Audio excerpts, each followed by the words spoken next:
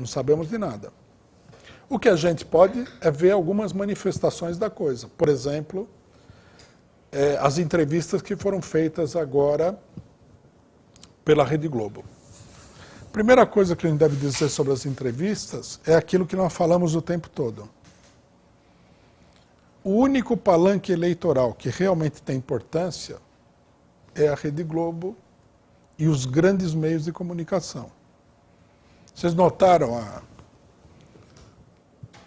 Todo mundo está falando de eleição. De repente, a Rede Globo vai lá, entrevista os 4 principais candidatos e essas entrevistas aí são vistas por quase metade ou mais da metade do eleitorado brasileiro.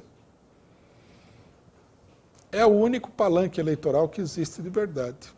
Porque nós estamos aqui hoje, dia 27 de agosto.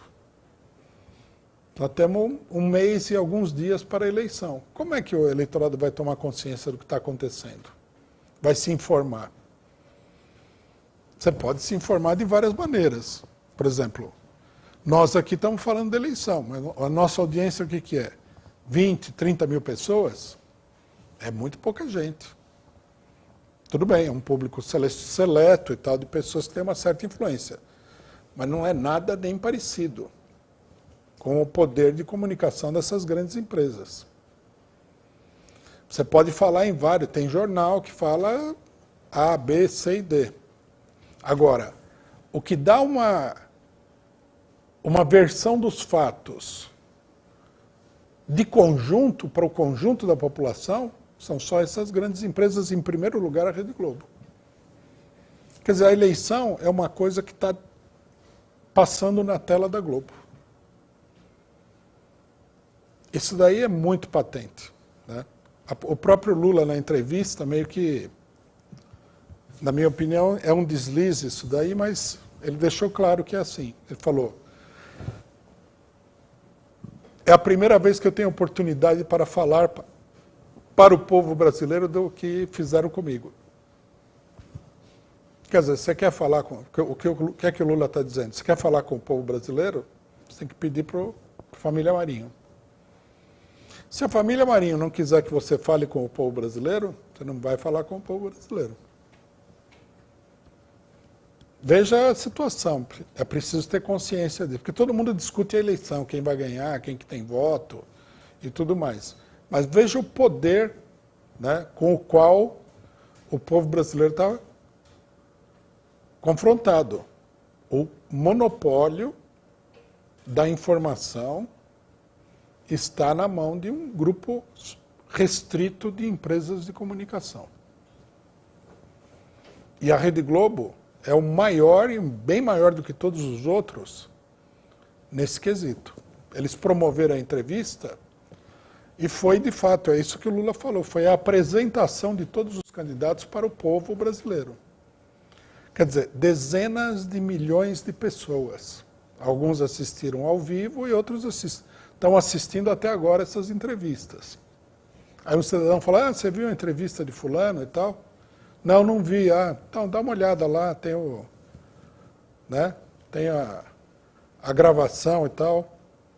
Isso daí vai atingir 50, 60 milhões de pessoas. Até agora, não teve nada que tivesse esse nível de divulgação. Então, primeira coisa, e é interessante que o pessoal falou, a campanha eleitoral começa agora. Começou, de fato, digamos assim, a campanha eleitoral para valer com essas entrevistas. O horário eleitoral gratuito, primeiro que uma coisa que muita gente não entende é o seguinte, esse horário gratuito, primeiro ele é chato, o povo não gosta disso, né? E segundo, é uma maçaroca de gente que você não consegue distinguir. É difícil de você falar o que tem uma influência, mas não é como as pessoas pensam, que é uma influência total. Depois nós temos que levar em consideração que o pessoal tem muito pouco tempo também para se explicar, porque foi muito reduzido o tempo. Né? Teve época aí que as grandes coligações tinham 15, 20 minutos para apresentar o programa presidencial. Agora são 3 minutos. Quer dizer, você não vai apresentar nada. A mensagem aí do programa eleitoral gratuito, para quem tem o privilégio de participar disso daí, não é o nosso caso, e não é o caso de vários partidos, vai ser uma coisa muito diluída.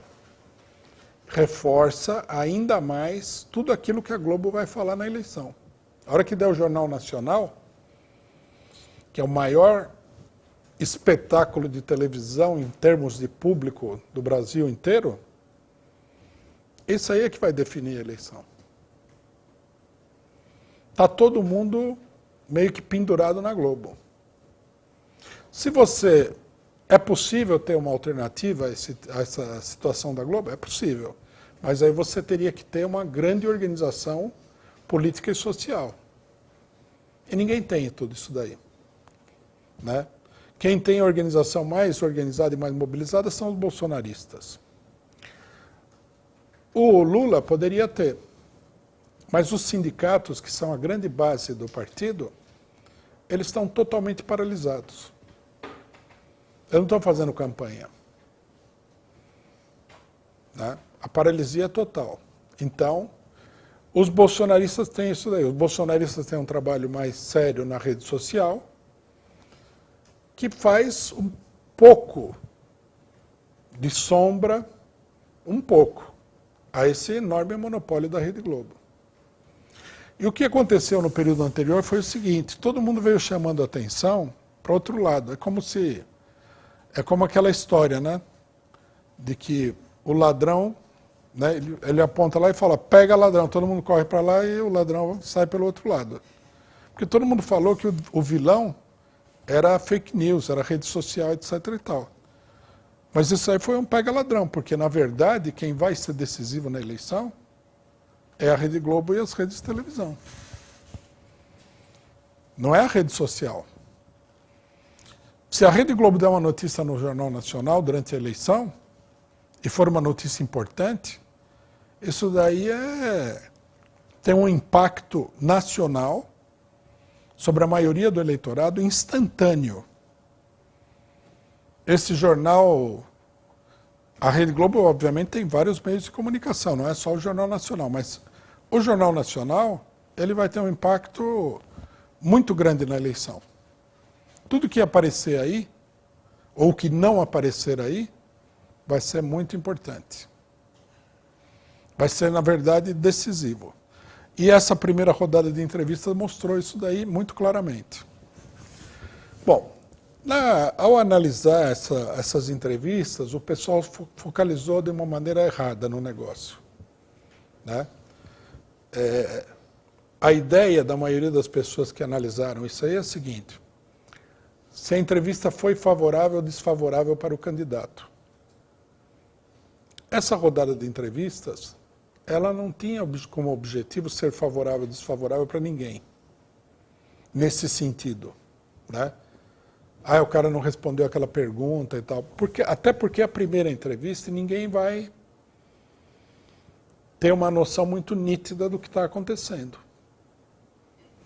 Essa primeira entrevista é uma entrevista para você meio que posicionar os jogadores no quadro geral do jogo. As pessoas vão ficar com uma ideia geral, que é a seguinte: Bolsonaro é muito contestado pelas coisas que ele fez nos últimos 3 anos e meio. Lula é muito contestado pelas coisas que aconteceram no governo dele. Ciro Gomes é uma espécie de lança-chamas, principalmente contra o Lula. Né? É um cara, como é que se diz? Briguento, etc. e tal, mas ele procurou parecer calmo, mas a versão que vai ficar é essa aí. E a Simone Tebet é uma pessoa boa, que está preocupada com o futuro, não com o passado. Quer dizer, você posiciona todo mundo. Não é um problema se a pessoa foi mal ou bem. Finalmente, é assim que as coisas vão aparecer. O Bolsonaro, eles praticamente ficaram caçando o homem durante a entrevista. O Lula também fizeram isso daí. Teve gente que falou aqui que a Globo está favorecendo o Lula, que não percebeu que isso que aconteceu. A pessoa não percebe que simplesmente o fato de que os repórteres lá falaram corrupção, corrupção, corrupção, corrupção, dá o tom da entrevista. Não importa o que você respondeu. Você respondeu que você não é corrupto, lógico, o que você vai falar? Não, eu sou corrupto mesmo. Ninguém vai falar isso aí. Né? O que vai ficar é aquela coisa mais vaga. Corrupção, corrupção. O governo da Dilma foi ruim. Sei lá, Venezuela é uma ditadura, não sei o quê. A entrevista da Simone Tebet ontem foi visivelmente uma entrevista chapa branca. Foi meio que assim um jogo de vôlei só com um lado da quadra ocupado, né? Duas pessoas levantavam a bola para Simone Tebet cortar a bola e bater na quadra vazia do outro lado. Ganhou por 3-0. E todos os sets ela ganhou também 0 do outro lado. Então, candidata, mas qual que é o seu plano para a educação no futuro? Você tem algum plano? Ah, então, papapá, vou não sei o que lá, não sei o que lá. E a economia? Ah, papapá, papapá. Você tem alguma coisa a dizer sobre tal coisa? Né? Eu assisti a entrevista, uma hora que eu falei, daqui a pouco esse Bonner, ele vai responder as perguntas da Simone Tebet.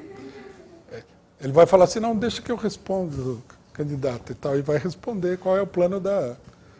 Era uma farsa tão total que é uma coisa inacreditável. E tem gente que fala que a Globo estava favorecendo o Lula, né? Deve ser muito fora da realidade. Isso aí terá sido provavelmente a entrevista mais chapa branca que eu já vi até hoje. Né? Foi totalmente chapa branca.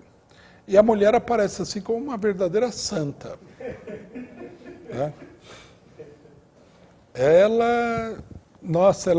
E o interessante é o seguinte, que mulher articulada, ela tinha resposta na ponta da língua para tudo. Né? Será que ela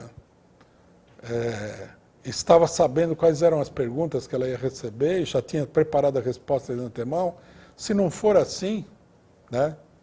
É uma pessoa de grande agilidade mental, muito maior do que o Lula e o Bolsonaro juntos. Mas como é a Simone Tebet, a gente não pode acreditar que seja verdade isso daí, né?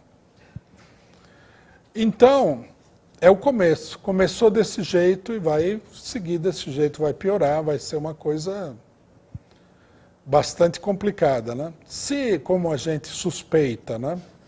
Mas nós não temos condição de ter certeza e nem de provar, virar um golpe por aí, o circo está armado para isso daí. Totalmente. Totalmente armado. Agora vem o debate, né? E a gente vê, né, a situação do debate. Os dois principais candidatos ficam na dúvida se vão ou não vão ao debate. Tá? Porque eles já sabem, lógico, todo mundo sabe disso daí, que Bolsonaro e Lula vão levar tinta de tudo quanto é lado nessa discussão. E a Simone Tebet não precisa nem criticar ninguém, porque o negócio dela não é criticar ninguém.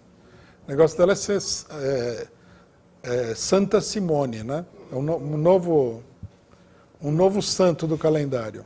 Aí o Ciro Gomes ataca o Bolsonaro, chama ele de genocida, ataca o Lula, chama ele de corrupto, né? E troca figurinha com a Simone Tebet troca figurinha com todo mundo, fala dos planos dela, maravilhosos, etc. e tal, e vai ser assim.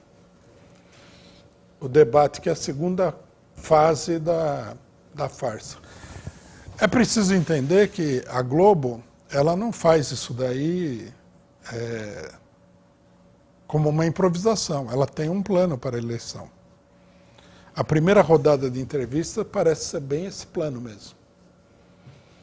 Elas foram muito destacadas, né, para posicionar. Por que eu digo que a entrevista serviu para posicionar? Porque a intenção da Globo não é atirar todas as balas no primeiro acontecimento. A coisa vai ter um desenvolvimento. Então você posicionou, tem o candidato agressivo, que é o Ciro Gomes, que critica os outros. Você vê que o Lula criticou o Bolsonaro só indiretamente.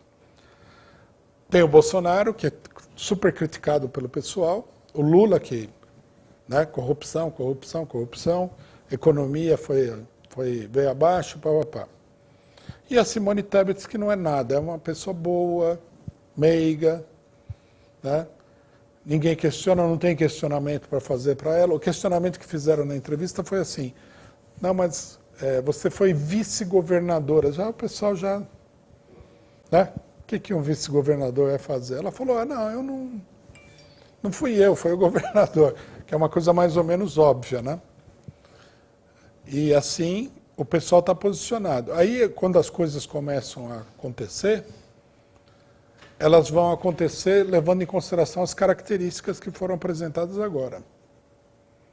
Se a candidatura do Lula sofrer um golpe muito duro, o pessoal teria que escolher entre o Ciro Gomes, que critica duramente o Lula, chama ele de corrupto e tudo mais, e a Simone Tebet, que não criticou ninguém, que é uma figura, né, mais amena, mais... não dá para dizer que ela é simpática, porque ela não é uma pessoa simpática, mas, no mínimo, ela foi neutra, né? É assim que a coisa vai se desenvolver. Vamos ver como é que vai acontecer, porque agora sim nós vamos entrar no período eleitoral, onde as coisas vão acontecer de fato. Bom, por falar em eleição, o PC